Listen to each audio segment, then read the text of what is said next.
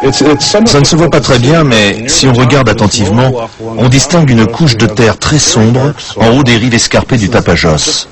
C'est là un bon échantillon d'un type de terre qui couvre des dizaines de milliers d'hectares dans ce secteur.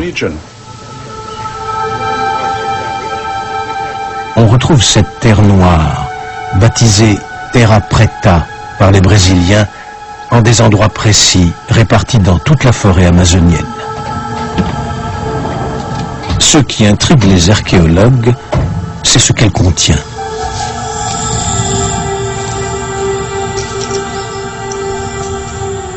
On trouve plein de choses par terre dans cette zone.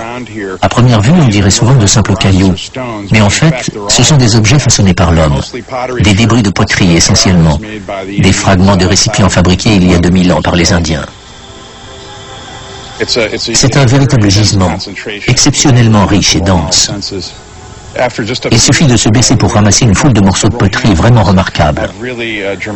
Je crois que si l'on pouvait reconstituer les objets entiers dont ils proviennent, on serait étonné par la finesse de leur facture. Les pièces retrouvées témoignent effectivement d'un grand raffinement. Nombre d'entre elles datent du début de notre ère, bien avant l'invasion des Européens. Il s'agit des premières preuves matérielles qu'une culture avancée a pu exister au cœur de la forêt amazonienne.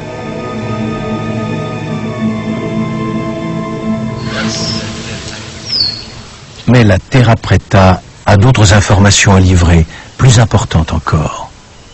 Non seulement cette terre noire est truffée de morceaux de poterie, mais sa composition est presque la même que celle de la terre jaune, qui constitue l'essentiel du sol de la forêt, à un détail près. Des déchets organiques y ont été intégrés.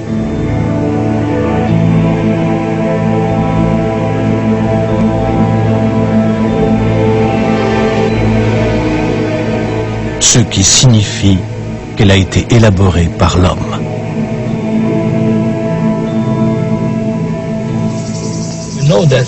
Nous savons que la Terra Preta a été formée à partir du sol naturel.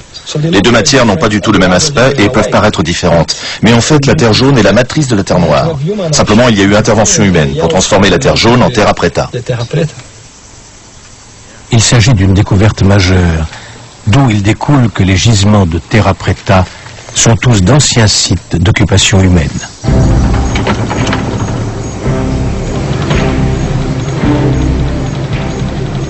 Une carte des zones où cette terre fertile est présente est progressivement établie. Partout où Francisco de Orellana affirme avoir vu un village, les archéologues trouvent de la Terra Preta. Le long de l'Amazone, sur les berges du Rio Negro et sur celles du Tapajós, de nombreux gisements sont repérés. La zone concernée est presque aussi grande que la France. Selon certaines estimations, cette Terra Preta pourrait couvrir jusqu'à 10% de la surface totale de l'Amazonie. Sa dissémination, si elle est bien le fruit d'un fait culturel, comme le pense aujourd'hui l'immense majorité des spécialistes, indiquerait que les cultures amérindiennes étaient non seulement très étendues, mais également qu'elles touchaient une population extrêmement nombreuse. Mais pour convaincre les plus sceptiques que l'Amazonie centrale a bel et bien abrité à une certaine époque une civilisation prospère, il faut encore expliquer comment les hommes de l'époque sont parvenus à faire ce que nous sommes aujourd'hui incapables d'obtenir. Comment ont-ils pu se nourrir sur une terre aussi peu fertile que celle de l'Amazonie? Là encore, la réponse est apparemment dans la Terra Preta. La terre est facile à travailler et très fertile. On fait pousser des papayes, des bananes, du maïs, des haricots et du manioc dans la Terra Preta. Tout ce qu'on plante dans la Terra Preta pousse à merveille.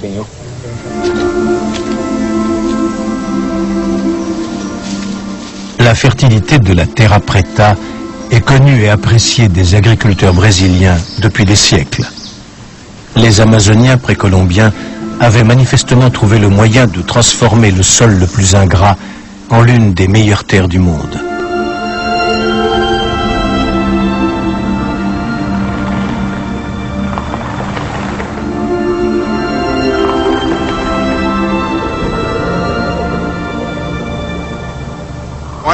Consciemment ou non, les Amérindiens qui vivaient ici ont progressivement enrichi la terre autour de leur village, ce qui leur a permis d'intensifier leurs pratiques agricoles et donc de se multiplier en élaborant une société de plus en plus complexe. Dans ces conditions, la description faite par Orellana paraît plus que plausible, elle est très vraisemblable.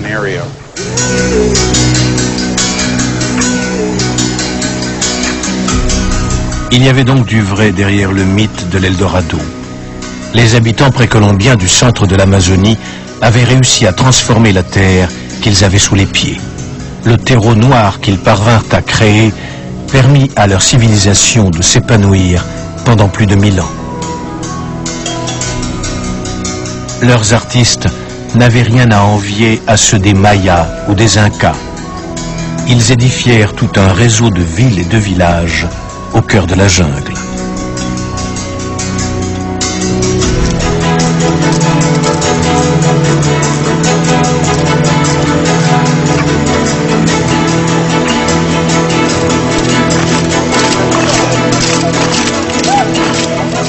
À une certaine époque, des millions de personnes vivaient ainsi dans le bassin de l'Amazone.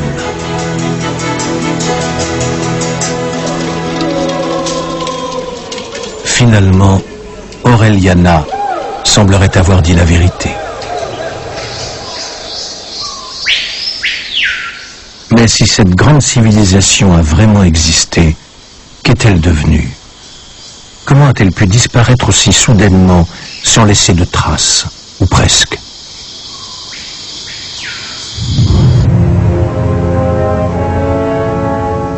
L'explication la plus probable est d'une tragique simplicité.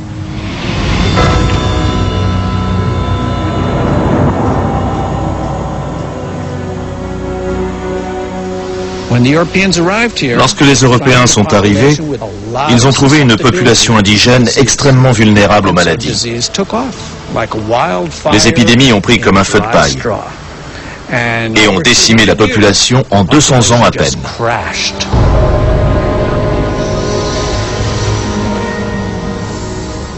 La variole, la grippe et la rougeole ont rapidement anéanti la civilisation amazonienne.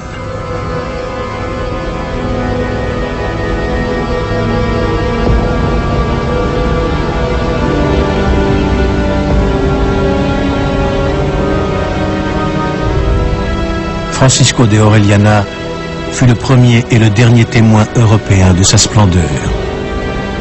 Les maladies qui arrivèrent dans son sillage détruisirent en quelques décennies une structure qui avait mis des siècles à se mettre en place.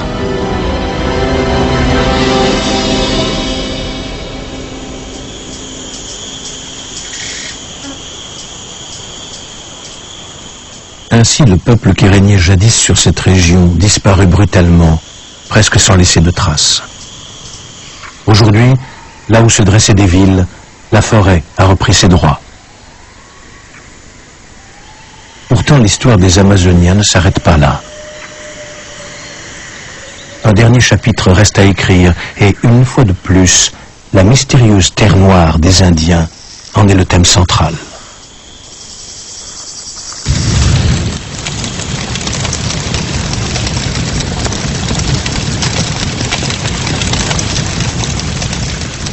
La forêt amazonienne est aujourd'hui plus menacée que jamais. Chaque année, des millions d'hectares sont défrichés ou brûlés par une armée de paysans en quête de terre à cultiver.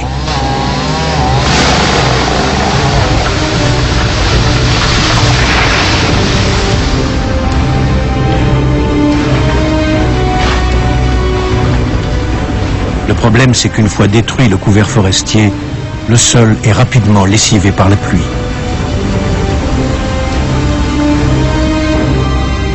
Souvent, les paysans sont contraints de repartir au bout de quelques années, laissant derrière eux de vastes étendues stériles. C'est l'un des plus grands désastres écologiques de notre époque.